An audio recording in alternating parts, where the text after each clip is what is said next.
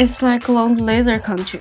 Turkmen people probably look around and realize their whole country was full of Turkmenbashi. Yes.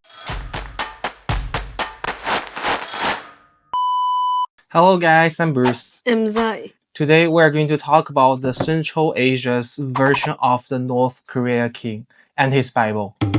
This book is Runama. This book was everywhere in Turkmenistan.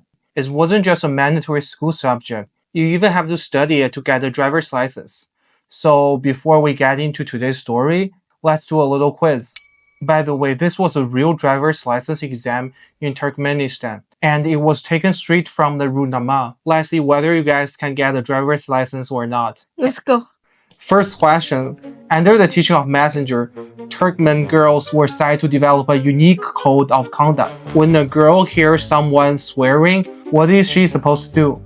A. Cover her ears. B. Bite her sleeve. C. Turn around and leave. D.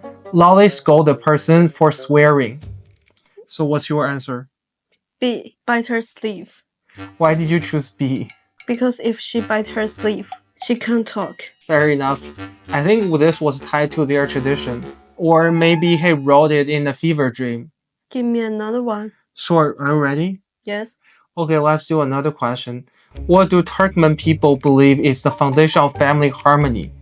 A. The father's authority. B. The mother's kindness. C. The children's obedience. D. The whole family sitting together and sharing bread. D. Why? Correct, but why do you pick D? Because sitting together like a kind of family meeting. It helps keep family together. Who even wrote this book? It's so bizarre. The author of this book was Turkmenistan's founding father, a thinker, a writer, and a philosopher. Aristotle? Confucius? No, it was Turkmenbashi, and this was his so-called masterpiece. So today, let's talk about his story. Turkmenbashi's real name was Niazov. He was born in the Soviet Union. Unlike most great men, there was no miracles in the sky when he was born.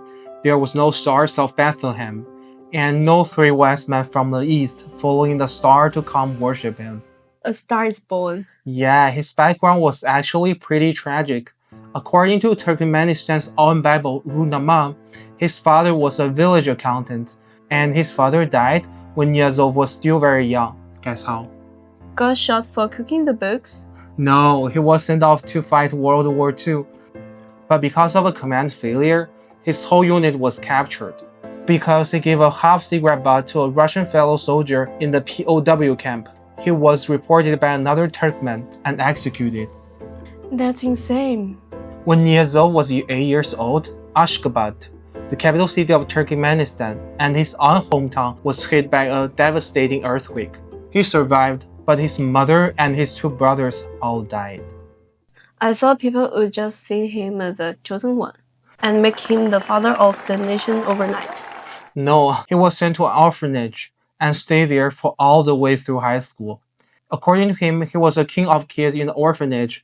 Everybody listened to him. So I guess the leadership was there from the start. But some of the kids from the orphanage said, "Fake news. This is fake news." According to them, it wasn't people respect him. It was just nobody wanted to mess with him.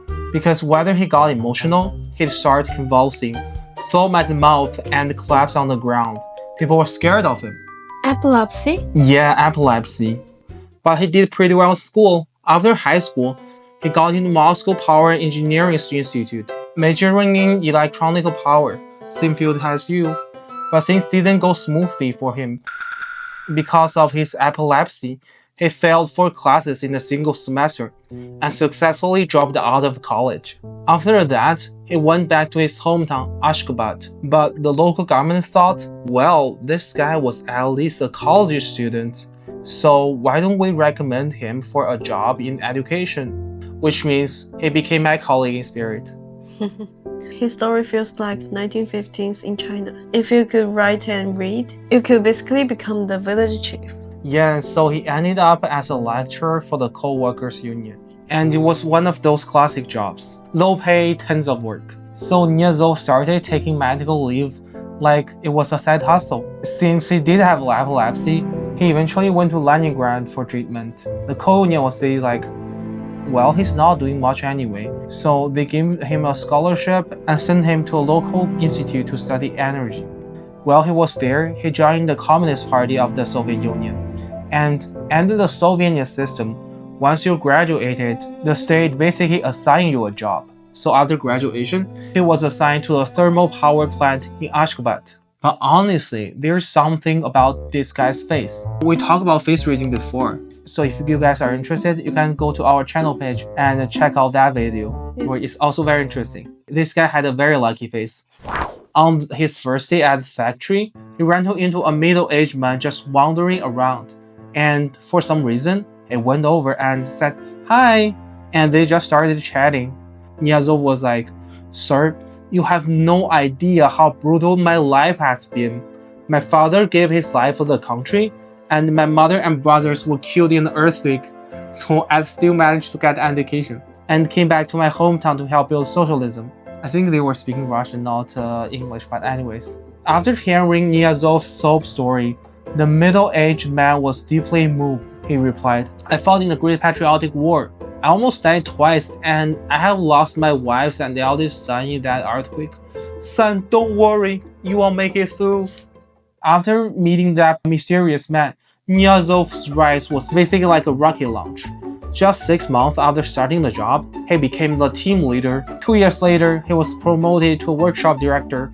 And a few years after that, he had already become Turkmenistan's Minister of Energy. Why was he rising so fast? Because the guy he happened to greet that day was Mohammad Nazar Gapro. At the time, he was the chairman of Turkmenistan's Energy Committee. But 2 years later, he became the top man in Turkmenistan. Even though Niazov has been rising fast, he got depressed in the 1980s. He was thinking, I used to get promoted every year like clockwork. Why did that suddenly stop? So he went to Moscow, and the people there told him, "You know why? Because the top spot is already taken. Comrade Gapro is there now. You've already hit the ceiling." So Niazov started thinking, this guy gotta go. Damn, that's so cold. He really went after the guy who helped him. This guy was really shoddy. Yeah, after all, Niazov used political infighting to bring him down. And from there, he turned Turkmenistan into his own private kingdom and made himself the local emperor. Then came Christmas in 1991. The Soviet Union collapsed. Turkmenistan suddenly became independent.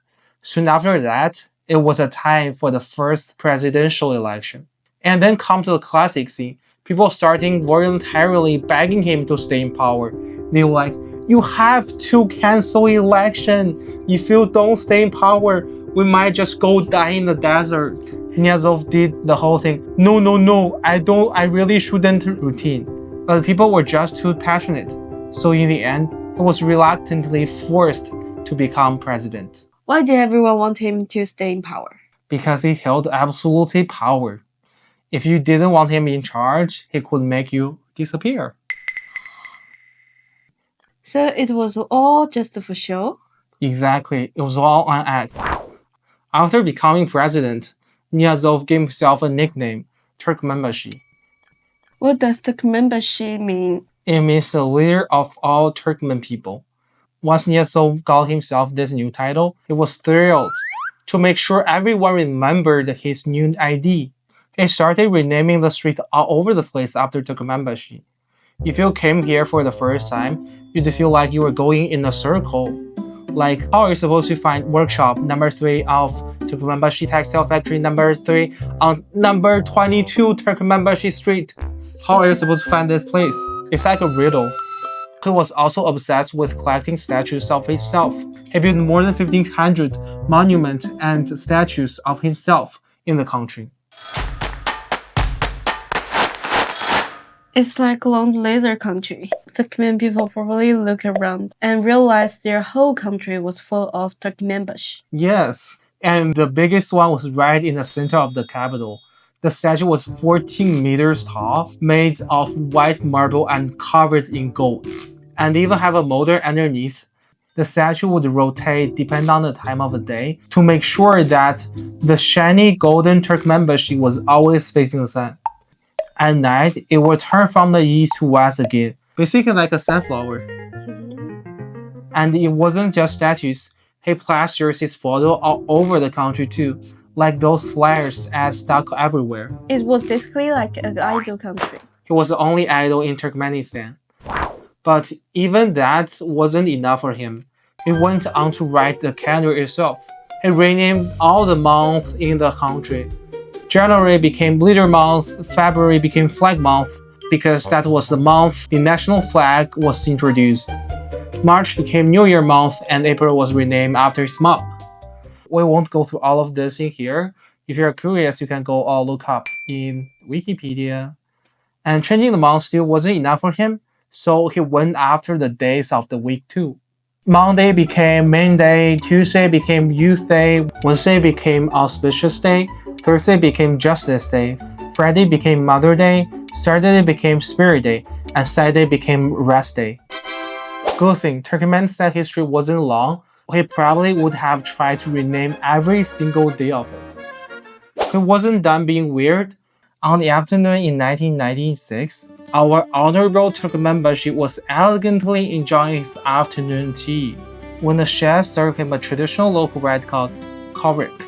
He took one bite and immediately burst into tears, then quickly called the chef over. Wait, was he about to have the chef executed? He didn't execute the chef, but he did something else. What? Well, we'll tell you in the next episode.